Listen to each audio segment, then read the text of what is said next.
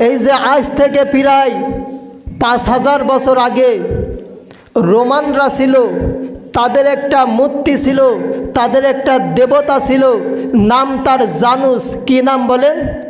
জানুস।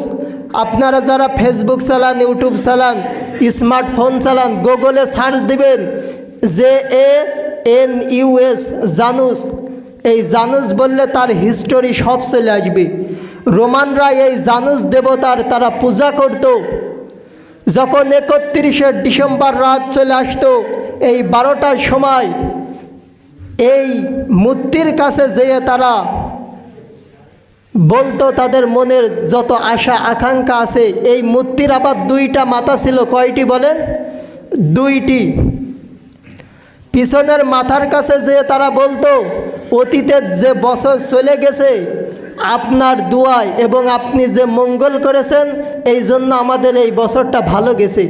সামনের মাথার কাছে এসে বলতো, আপনি আমাদের জন্য দোয়া করে দিন, আপনি আমাদের মঙ্গল দিন, যেন আগামী বছর আমাদের ভালো কাটে। সকলে বলুন নাউজুবিল্লাহ। তাহলে রোমানরা খ্রিস্টান ধর্মীয়, খ্রিস্ট ধর্মীয়র আগে ছিল রোমানরা। এই রোমানরা তারা এই কাজগুলো করত। সেখান থেকে বিভিন্ন সামাজিক কাজকর্ম আস্তে আস্তে উদযাপন আস্তে আস্তে এই পর্যন্ত চলে এসেছে।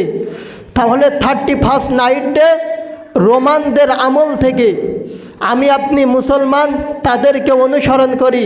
31st নাইট ডে আমি আপনি পালন করি।